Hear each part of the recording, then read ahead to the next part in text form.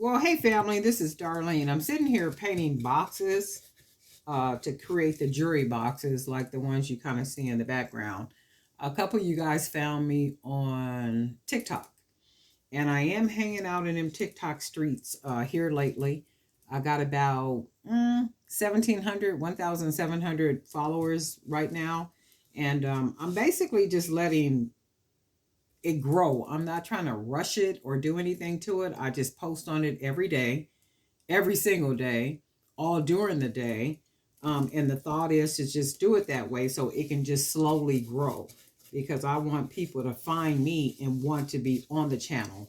Like if they find the channel, like for them, instead of using some tricks to try to get people to follow you, the idea is to let people find you organically, and I think that way they'll hang around because it's a product that they want to see, something they want to be a part of, and that's good stuff. I got paint all over the place. um so I am on there. A couple of you guys did find me, and thank you for following. And what I've been doing too, if you're planning to go to TikTok, what I've been doing is looking at a lot of videos, not just a lot of YouTube videos, because everybody don't know what they're talking about. um, some YouTube videos, Udemy. I've been looking at a lot of those lessons on there, and just also just kind of researching on TikTok, like looking at or looking up different pages that are jewelry related. And when I'm looking up those pages, I'm looking up those pages to see the strategy in which the user is or the creator is implementing, and in the sense of the type of words that they're using, the language, the hashtags, the way that their videos look. Are they simple? Are they doing something special to them? Like, what are they doing? Especially the videos that have like maybe a million views, or any one of their videos that has very high numbers. So I'm like literally looking at that video and just breaking that video apart. Okay, like looking at it, trying to figure out the strategy behind it. Why does that video have 100, I mean not 100 but 1 million views, right? Was it the time that they posted it? Is it the day? I don't know the time or the day, because I'm not sure if it shows you, it tells you that or not. However, I'm gonna find that out too.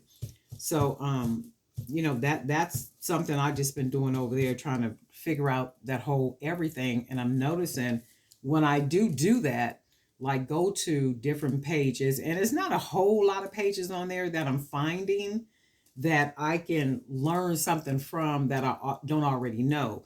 There's a couple on there that are very professional, and it's not like they're big name brands either. They're like everyday people like you and I.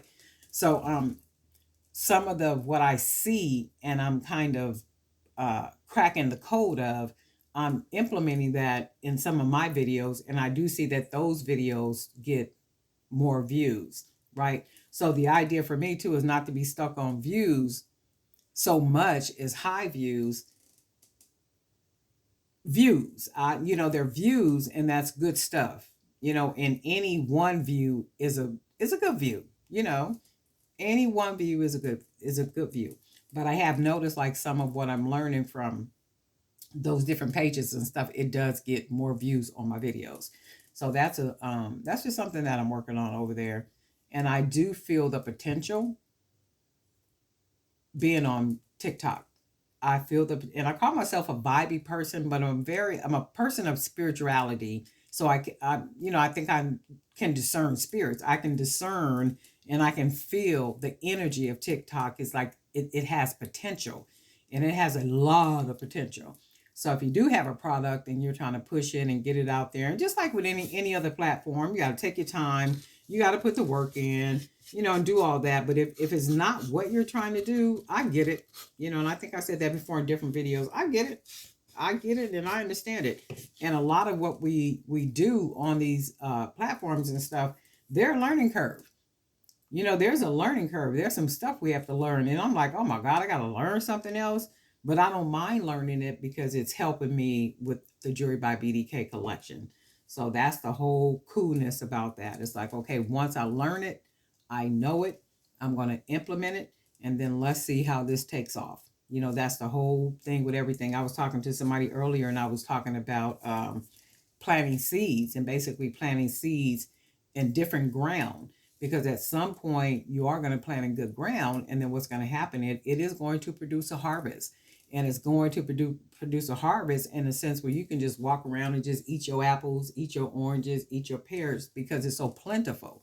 And then that's the whole objective with being spread around in so many places. And I think what happened is we kind of get comfortable, or we'll say, well, you know what, this ain't working. Well, no, maybe that ground is not working. Try a different ground if it's something that you really absolutely positively feel like you should be doing, and if it's your purpose. If it's your purpose, if you can't put that down, if you can't, or if you stop it and you keep coming back to it, keep coming back to it, keep coming back to it, that's purpose. I mean, you're supposed to be doing that. I don't know if it's for you to be doing it for monetary gain, or if you're to be doing it just because it's therapy for you and God is blessing you to have a mental balance. I really don't know what it is. That's something for us each to figure out for ourselves, right? So for me, my objective is to earn from it and then grow it to a point where it can be something. And I think I said that before, something I can pass down to my son and his son. And it may not be making the jewelry, like more so. He could always hire somebody to make the jewelry. Name brands, high brands do that. You know, those designers, Gucci and Valentina and all them old people like that, they get designers and then they use their ideas to create their collections. So them ideas are not coming from the name that's on the brand. It comes from the designers in which they've hired to create these different collections, you know, or come up with these different ideas for these different styles. So it's not them. They may have at some point, like how we do, we create, right? But then it's like, oh, okay, well, him, her, and her, they have some really good ideas. Let me hire them on and they can create for my brand. So that's what them big name brands, Gucci and Prada and all them people, that's what they do, right? But anyway, I wanted to stop by and say, hey, I'm in them TikTok streets. And if you guys are over there, find me, jewelrybybdk.com. And guess what, folks? We'll talk soon.